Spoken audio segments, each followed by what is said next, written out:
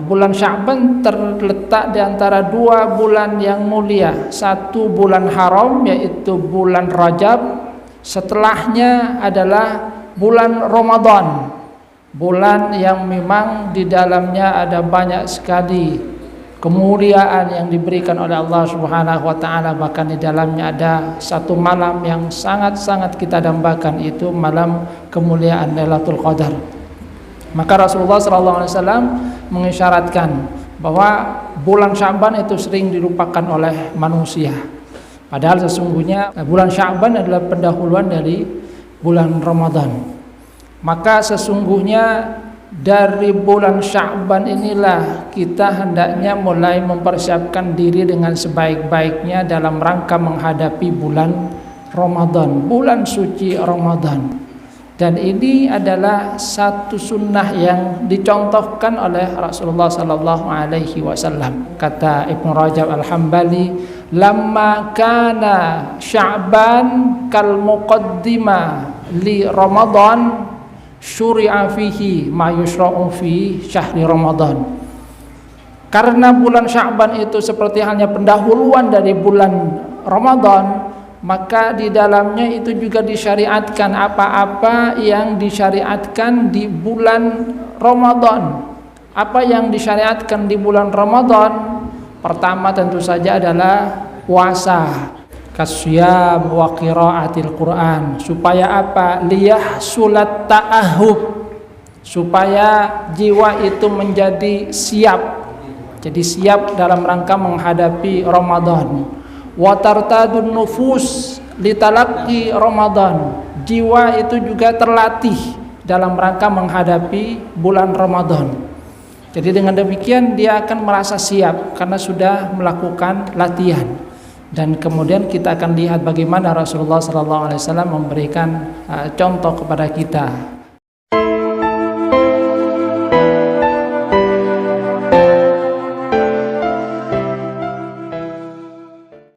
Assalamualaikum warahmatullahi wabarakatuh.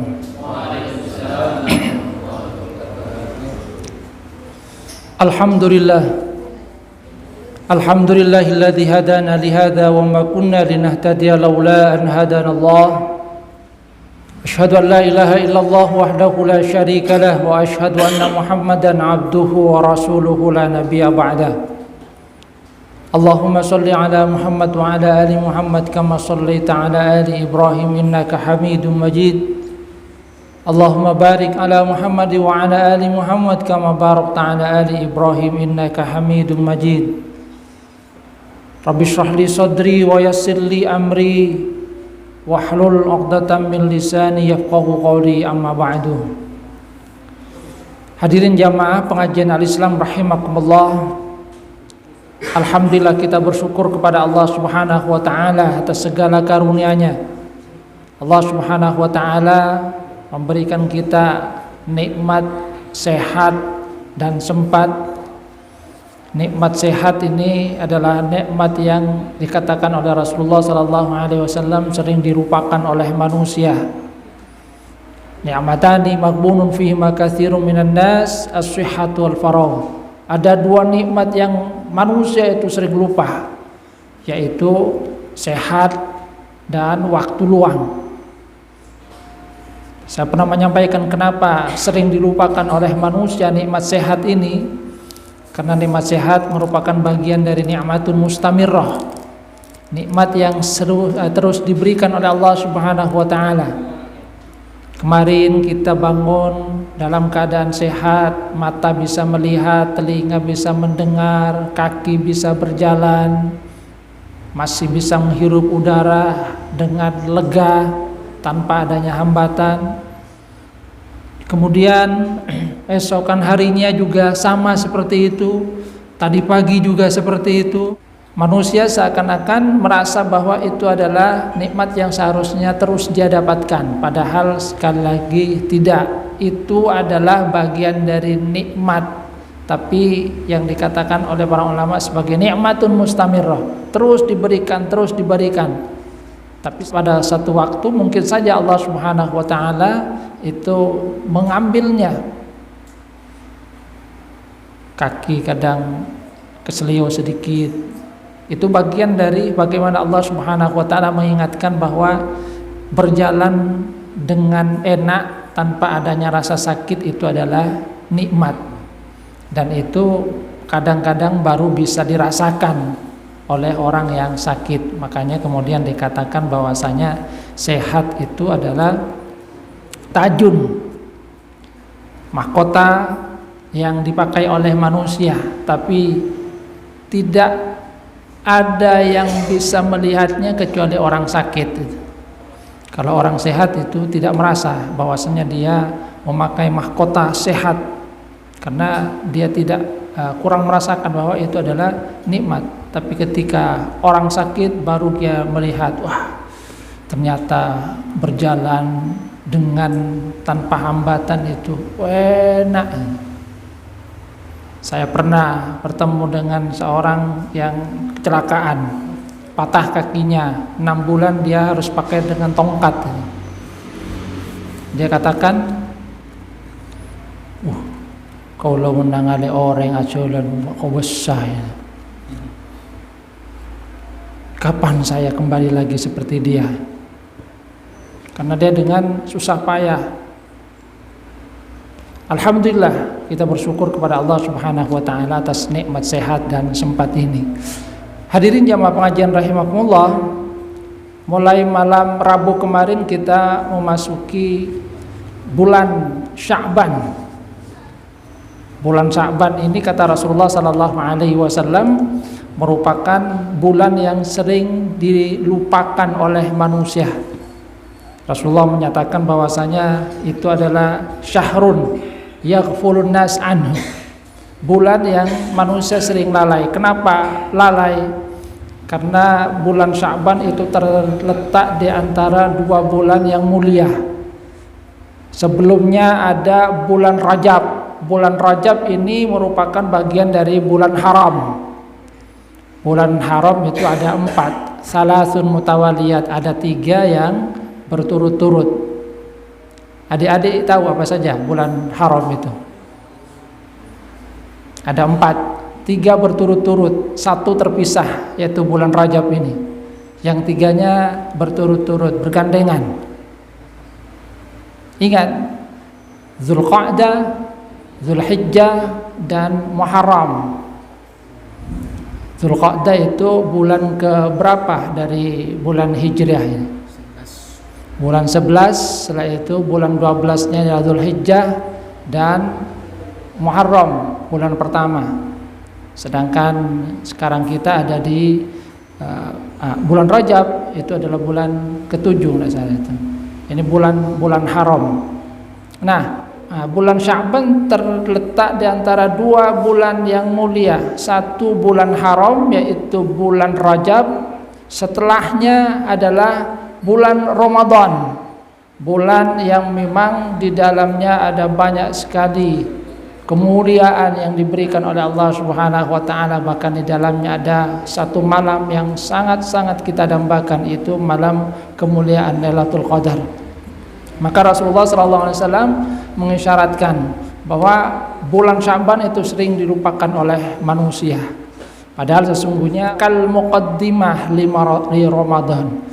Bulan Sya'ban adalah pendahuluan dari bulan Ramadan.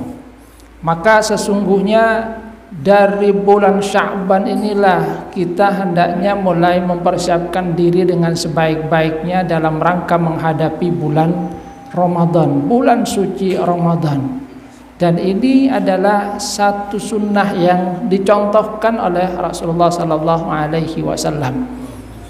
Bagaimana Rasulullah SAW itu memberikan kita satu contoh tentang bagaimana seharusnya mempersiapkan diri terhadap bulan Ramadan. Tentu saja kita perlu untuk menelaah. Makanya kemudian kata Ibnu Rajab Al-Hambali, lamma kana Sya'ban kal muqaddimah li Ramadan syuri'a fihi ma yushra'u fi syahri Ramadan. Karena bulan Sya'ban itu seperti halnya pendahuluan dari bulan Ramadan, maka di dalamnya itu juga disyariatkan apa-apa yang disyariatkan di bulan Ramadan. Apa yang disyariatkan di bulan Ramadan? Pertama tentu saja adalah puasa. Puasa Ramadan yang merupakan kewajiban dari kita. Dan seperti pernah saya sampaikan, bahwasanya Allah Subhanahu wa taala itu Maha Murah Pemurah kepada kita. Dari 12 bulan yang diberikan oleh Allah Subhanahu wa taala kepada kita, kita hanya diminta 1 bulan ya. Jadi hanya diminta 1 bulan untuk berpuasa. 11 bulannya silahkan mau berpuasa atau tidak. Yang penting ini yang wajib. Yang lainnya bisa nambah dengan yang sunnah. Cuma kadang-kadang manusia itu kan berpikirnya beda itu. Berpikirnya beda. 1 bulan. Ciawit. Karena perbandingannya adalah dibandingkan dengan 1 hari. Tidak kemudian dibandingkan dengan bagaimana Allah Subhanahu wa taala memberikan dia waktu yang sangat luas dalam setahun 12 bulan dan hanya diminta untuk berpuasa wajib selama 1 bulan. Jadi perbandingan yang salah kemudian menghasilkan sikap yang salah. Maka kita akan juga mendapatkan ada sebagian dari umat Islam yang cemas ketika menghadapi Ramadan. Para boleh lah. Kalau yang biasa merokok, lah celok dia boleh. Karena kalau bagi perokok teman saya itu lebih baik tidak makan daripada tidak merokok. Itu bagi perokok yang sangat berat itu. Lebih baik tidak makan daripada tidak merokok. Jadi lebih baik kehilangan makan daripada kehilangan rokok. Ada pandangan-pandangan yang salah seperti ini yang kemudian membuat orang menyikapi salah juga terhadap Ramadan. Maka sesungguhnya apa yang disyaratkan oleh Ibnu Rajab Al-Hambali ini, bahwasanya Sya'ban itu kal muqaddimah li Ramadan, maka di dalamnya disyariatkan juga untuk melakukan apa-apa yang disyariatkan pada bulan Ramadan. Sehingga persiapan pertama yang perlu kita lakukan di dalam menghadapi bulan Ramadan yang kita mulai dari bulan Sya'ban ini adalah dengan persiapan spiritual. Jadi melatih jiwa kita. Makanya kata Ibnu Rajab Al-Hambali disyariatkan seperti itu. Kasyam wa qiraatil Quran, supaya apa? Liyahsulat ta'ahub, supaya jiwa itu menjadi siap. Jadi siap dalam rangka menghadapi Ramadan. Wa tartadun nufus litalaqi Ramadan, jiwa itu juga terlatih dalam rangka menghadapi bulan Ramadan. Jadi dengan demikian dia akan merasa siap karena sudah melakukan latihan. Dan kemudian kita akan lihat bagaimana Rasulullah SAW memberikan contoh kepada kita puasa. Di dalam riwayat dikatakan bahwasanya Rasulullah SAW kalau di bulan Sya'ban itu sering sekali berpuasa, banyak berpuasa, bahkan sampai dikatakan hampir tidak berbuka, dalam artian setiap hari terus berpuasa. Yang itu kata para ulama adalah tujuannya litamrin, untuk melatih dalam rangka menghadapi bulan Ramadan, supaya ketika Ramadan tiba dia tidak terkejut. Sebab ada orang yang jarang atau tidak pernah puasa, kemudian menghadapi puasa Ramadan dia benar-benar terkejut. Sementara dia selama ini selalu makan banyak, selalu makan enak. Ada sebuah kisah nyata itu. Ada yang biasa makan banyak itu, dia puasa karena biasa makan. Waktu mau buka itu disiapkan ada 3 menu itu. Ya, 3 menu itu. Begitu adzan Allahu Akbar, langsung menu pertama habis itu. Balas dendam itu. Kemudian tidak puas, pindah ke menu yang kedua itu. Habis nih. Mau pindah ke menu yang ketiga, jerit-jerit. Aduh, sakit. Ini sebuah cerita nyata. Akhirnya dibawa ke dokter. Kenapa? Karena ya tidak siap, selama ini dia tidak pernah puasa sunnah, kemudian puasa Ramadan, dan di hari pertama kemudian ia melakukan misi balas dendam. Ya, siang ditahan, kemudian maghrib tiba saatnya balas dendam. Yang terjadi itu bukan sehat, akan tetapi malah sakit perut. Karena tadi dia tidak mengikuti apa yang dicontohkan oleh Rasulullah SAW. Nah, Rasulullah SAW kata di dalam riwayat itu dikatakan hatta la yuftir, sampai kemudian seakan-akan beliau itu tidak pernah berbuka, dalam artian setiap harinya selalu berpuasa.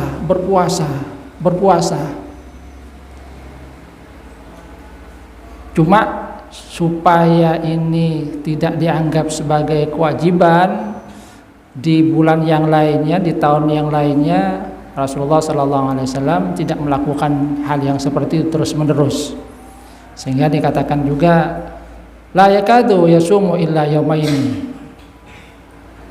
Kadang di saat yang lain Rasulullah SAW kemudian seakan-akan tidak puasa kecuali yaumaini. Yaumaini ini adalah yaumul Isnaini dan yaumul khamis, puasa Senin dan puasa Kamis. Jadi tetap puasa Senin dengan Kamis ini, karena memang Rasulullah SAW ketika ditanya, ayu yaumaini, dua hari apa yang kamu maksudkan? Qultu yaumul isnaini wa yaumul khamis. Maka kemudian Rasulullah SAW menyatakan, dzalika yaumani tu'radu fihi mal a'mal ala rabbil alamin wa uhibbu an yu'rada ala amali wa ana shaim. Itu adalah dua hari yang memang amal dari manusia itu diperlihatkan kepada Allah Subhanahu wa taala, dilaporkan kepada Allah Subhanahu wa taala. Dan saya, kata Rasulullah, berharap, saya sangat suka jika ketika saat amal itu dilaporkan saya dalam keadaan berpuasa. Makanya Rasulullah SAW tetap berpuasa. Kenapa Rasulullah SAW di saat yang lain seakan-akan kemudian tidak berpuasa di bulan Sya'ban? Ini supaya tidak menjadikan Sya'ban itu seakan-akan harus terus berpuasa seperti itu. Akan tetapi contoh yang diberikan oleh Rasulullah SAW itu mengisyaratkan bahwa dari bulan Sya'ban itu beliau melatih, mengingatkan kepada umatnya, ya latihlah supaya ketika menghadapi bulan Ramadan, tiba bulan Ramadan, jiwa itu siap, itu tartadun nufus, jadi sudah terlatih, tidak begitu terkejut karena sudah ada latihan-latihan itu. Sebab kalau sesuatu itu tidak dilatih sebelumnya, kadang-kadang ada keterkejutan juga. Nah, ini yang dicontohkan oleh Rasulullah SAW. Jadi satu waktu beliau seakan-akan tidak pernah ada hari yang tidak berpuasa. Yang kata Siti Aisyah, di bulan Sya'ban itu adalah bulan yang Rasulullah SAW paling sering berpuasa, sehingga hampir dikatakan hampir kadang satu bulan beliau itu berpuasa terus. Tapi di waktu yang lain jarang juga beliau berpuasa, kecuali dua hari itu di hari Senin dan hari Kamis, karena dua hari ini merupakan hari dilaporkannya amal manusia, dan Rasulullah SAW berharap pada saat dilaporkan sedang dalam keadaan berpuasa. Namun ini kemudian dipahami oleh para ulama sebagai contoh yang diberikan oleh Rasulullah SAW untuk apa? Litamrin, kata mereka. Ini untuk melatih, memberikan contoh kepada umatnya supaya melatih diri menghadapi bulan Ramadan. Jadi di bulan Sya'ban dilatih, ya minimal Senin Kamis lah. Kalau bisa diperbanyak, sehingga bulan Ramadan karena sudah terbiasa maka tidak akan terkejut. Hadirin jamaah rahmatullah, ini tentang puasa. Qiraatul Quran juga demikian. Maka kita akan mendapatkan dari sebagian tabi'in, di mana mereka katakan ketika datang bulan Ramadan, kemudian dikatakan hada syahrul qurra, ini adalah bulan untuk banyak membaca Al-Quran. Bahkan ada seorang dari kalangan tabi'in yang bernama Amir bin Qais ya. Amir bin Qais ketika datang bulan Sya'ban, beliau itu kan pedagang, beliau tutup tokonya itu. Jadi tutup tokonya, kemudian sibuk untuk apa? Ibu membaca Al-Quran dalam rangka mempersiapkan diri menghadapi bulan Ramadan. Cuma ini satu kebiasaan yang pernah dilakukan oleh kalangan ulama terdahulu, kalangan tabi'in. Cuma kalau masa sekarang kadang corak eman apa boleh puasaan biasanya miramina itu tambah menghadapi telasan itu tambah rame itu mon etotop mak corakna eman. Ya silakan. Yang penting kemudian keuntungannya itu kan nanti bisa digunakan dalam rangka kebaikan di bulan Ramadan. Tapi apa yang dilakukan oleh kalangan tabi'in seperti halnya Amr bin Qais itu, beliau tutup tokonya di bulan Sya'ban, kemudian sibuk dalam rangka memperbanyak membaca Al-Quran. Yang ini sekali lagi mensyaratkan seperti yang dikatakan oleh Ibnu Rajab Al-Hambali, yusra'u, jadi syuri'a fihi ma yusra'u fi syahri Ramadan, bahwa karena Sya'ban merupakan pendahuluan dari bulan Ramadan, maka di dalamnya disyariatkan apa yang disyariatkan di bulan Ramadan. Dalam rangka apa? Untuk lita'ahub, mempersiapkan diri, tartadun nufus, jiwa kemudian terlatih. Jadi terlatih dengan qiraatul Quran, terlatih dengan puasa, sehingga ketika sudah terlatih maka latihan itu diharapkan terus berlanjut dengan nyaman pada saat di bulan Ramadan. Kalau belum ada latihan kemudian langsung tanding ya, kalau pemain sepak bola belum melakukan pemanasan itu kan, kalau pemain sepak bola itu kan pemanasan dulu sebelum main, itu tidak langsung kemudian main. Untuk apa? Ya supaya siap itu. Karena kalau tidak melakukan pemanasan mungkin saja kram itu,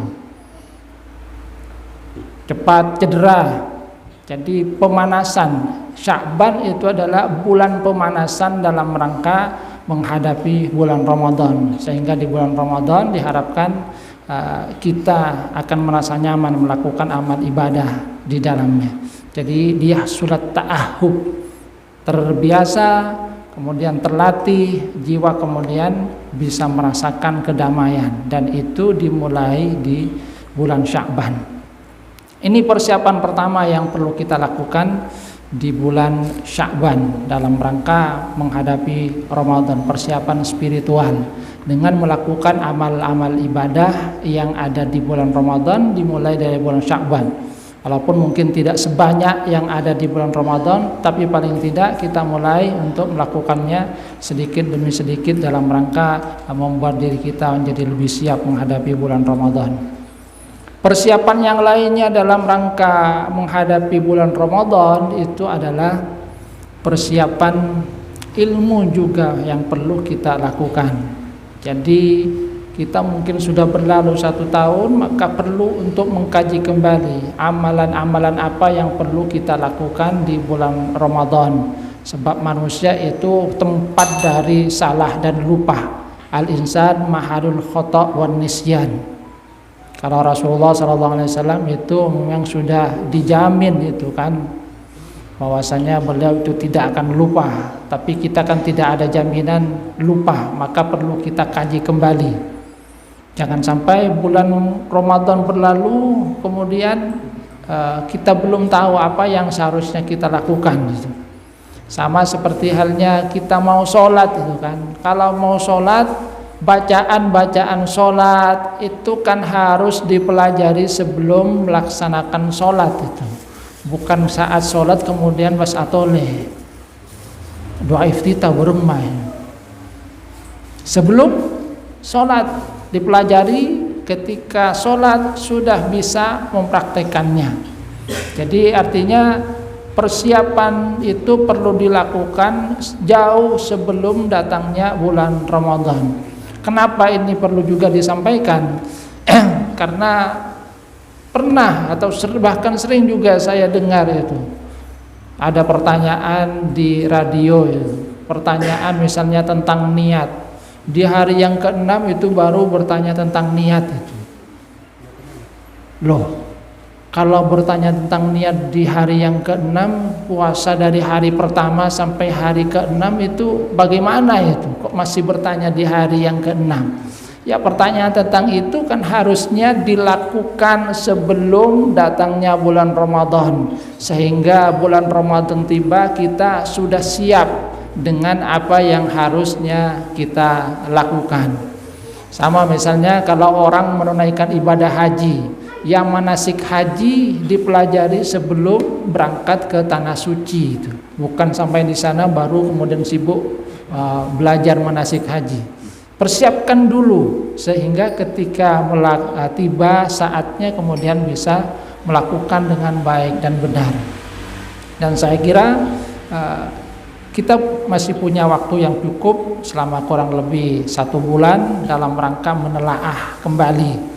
Ada banyak buku-buku yang berbicara tentang Ramadan, apa yang perlu kita lakukan, bagaimana kemuliaan Ramadan dan lain-lainnya, itu yang harusnya kemudian kita lakukan sehingga tiba bulan Ramadan siap dengan ilmunya juga.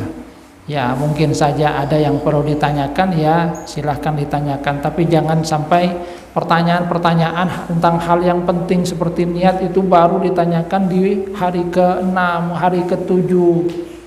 Karena itu menyangkut tentang bagaimana puasa yang kita lakukan itu baik atau tidak. Kemudian persiapan yang ketiga itu adalah persiapan fisik juga ya.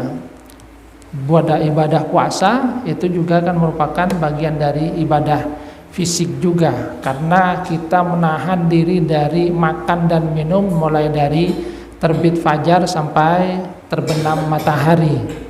Maka butuh fisik yang kuat juga. Makanya seperti yang dianjurkan tadi, ya latih dari sekarang itu. Kalau anak kecil kan berlatihnya dengan puasa setengah hari, puasa sampai zuhur, itu bagian dari latihan juga itu. Nah, untuk yang dewasa ya jangan kemudian setengah hari, ya puasa 1 hari itu. Puasa lo akan nasikkan sapolo ya kalau orang dulu. Kalau waktu saya kecil puasa rengireng akan nasikkan sapereng, puasa lo akan nasikkan sapolo.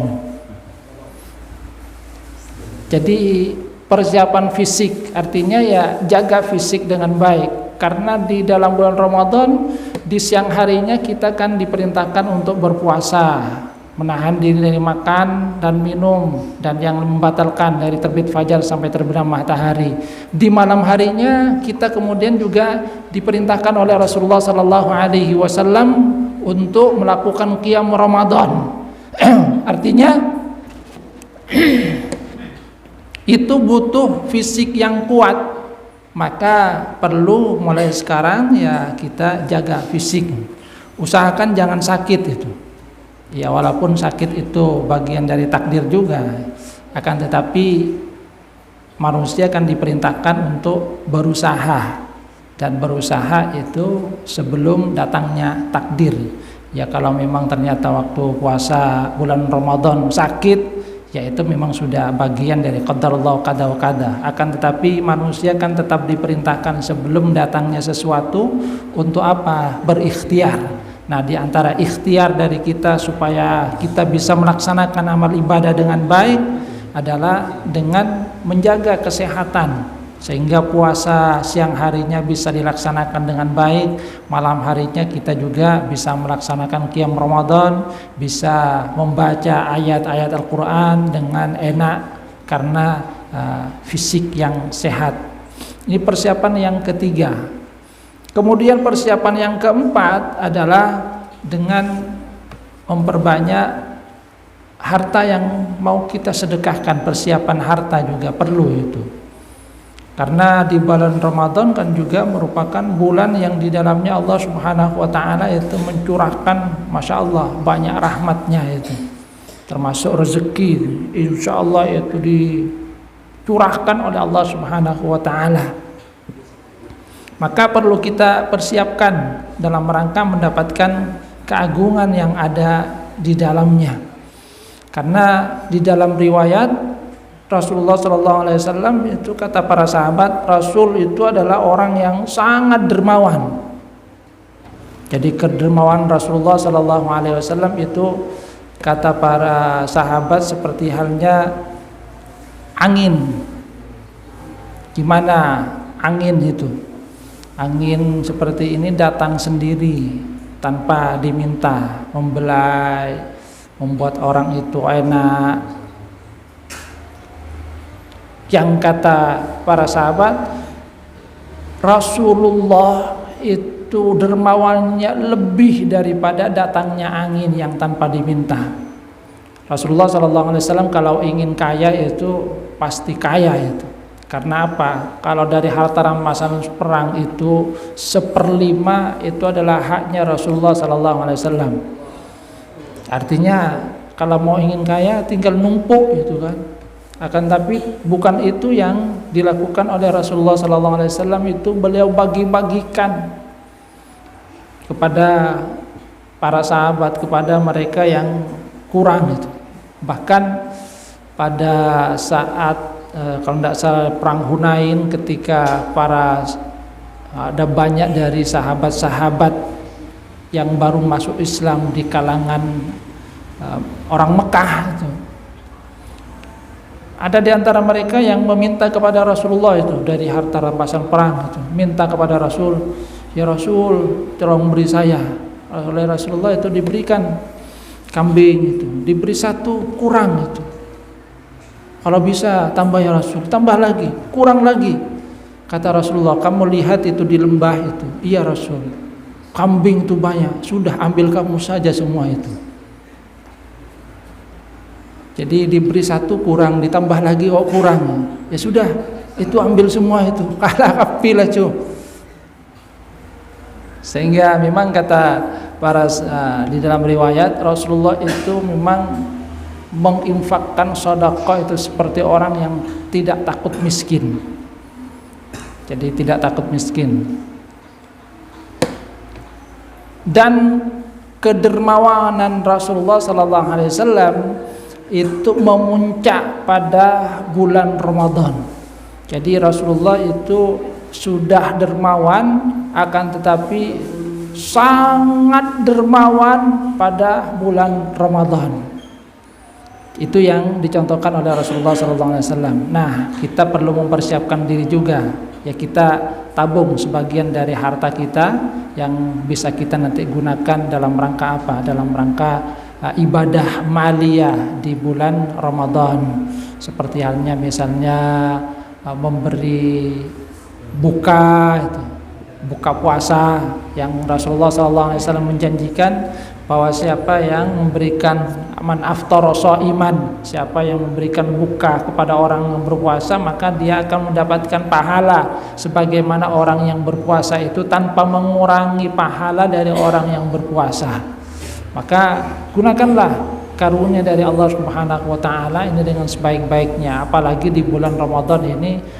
Amal ibadah pahalanya itu kan dijanjikan sangat melimpah ruah, dan kita yakin bahwasanya janji Rasulullah SAW itu pasti bahwasanya mana qasas sadaqatun min mal, bahwa sedekah itu tidak akan mengurangi harta kita. Bahkan kalau kemudian kita ingat apa yang dikatakan oleh Rasulullah SAW tentang hakikat harta, Rasul itu kan menyatakan yaqul ibnu Adam mali mali, anak Adam itu berkata ini hartaku, ini hartaku. Padahal kata Rasulullah, wa malaka min malika illa ma akalta fa afnaita. Harta kamu itu pertama apa yang kamu makan, dan itu akan habis menjadi energi, sisanya kemudian dibuang gitu. Kalau sudah dibuang tidak ada yang mau gitu. Kemudian yang kedua adalah malabista, yang kamu pakai, dan itu akan usang, fa'ablaita, semakin lama semakin usang. Dan yang ketiga ini yang dikatakan oleh Rasulullah SAW, ma tasaddaqta fa'amdaita, yang kamu sedekahkan dan itulah yang kamu abadikan. Jadi syaratnya bahwa harta itu adalah apa yang dipergunakan. Dua dipergunakan di dunia, yang dimakan, yang dipakai. Satu lagi itu akan kita ambil di akhirat, yaitu apa yang kita sedekahkan. Wa masih wadalika, yang selain itu fahuwa dhahib, punya potensi untuk pergi. Jadi walaupun hartanya itu banyak, deretan angkanya itu sampai mungkin 12, mungkin bisa lebih dari itu, triliunan, akan tetapi belum tentu itu benar-benar menjadi harta kalau tidak dipergunakan. Boleh jadi nanti akan dinikmati oleh orang lain itu. Wa tarikuhu linnas, atau ditinggalkan untuk orang lain. Dan ada sebuah cerita nyata itu ya, saya dengar ini di kerajaan Arab Saudi. Ada orang yang dia itu sangat eman terhadap hartanya. Dia bekerja keras, ditumpuk, tidak ingin berbagi dengan saudara-saudaranya, dengan kerabatnya. Bahkan karena emannya terhadap harta itu, mungkin dia tidak kawin itu, karena tidak ada ahli warisnya setelah itu. Dia juga jarang mau silaturahim dengan kerabatnya, takut kerabatnya tak minta bagian. Saking pelitnya itu. Jadi hartanya ingin dinikmati oleh dirinya sendiri. Sampai meninggal dunia hartanya banyak masih itu. Akhirnya oleh pengadilan dicari, ini siapa ahli warisnya? Istrinya ndak ada itu. Anak ndak ada. Dicari ternyata ada sepupunya tapi jauh itu. Dan lama ndak komunikasi, karena tadi ndak mau untuk komunikasi, takut minta. Dipanggil ada 3 orang ya. Kalian tahu kenapa dipanggil? Ndak tahu. Dipanggil ke pengadilan itu. Mau diapakan saya ini? Kalian tahu si fulan itu? Iya tahu, itu famili kami, cuma selama ini dia tidak mau, tak hendak nyapa, polana soki, kami ini miskin. Kenapa? Dia sudah meninggal dunia. Nah, kami cari dari ahli warisnya tidak ada kecuali kalian bertiga ini.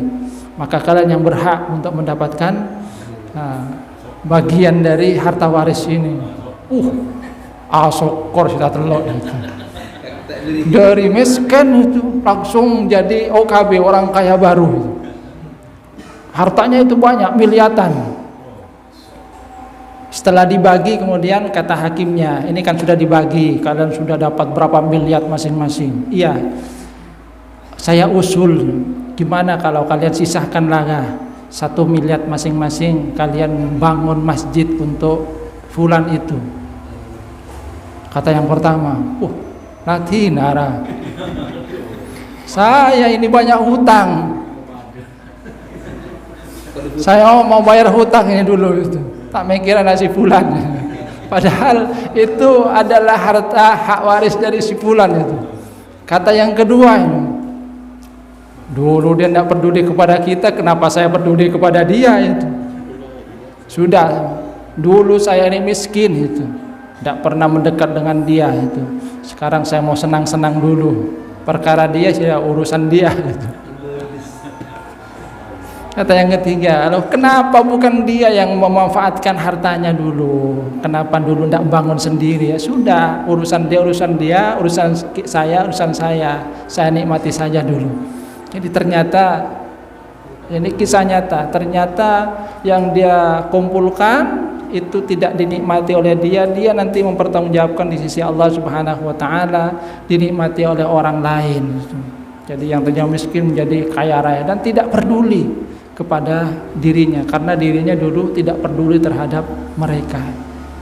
Nah, persiapan mal artinya sekali lagi, apa yang kita sedekahkan nanti itu akan kembali kepada kita. Itulah yang akan kita abadikan, kita nanti akan memetiknya di sisi Allah Subhanahu wa taala, dan percaya bahwa di bulan keberkahan itu kita akan mendapatkan banyak keberkahan dari Allah Subhanahu wa taala.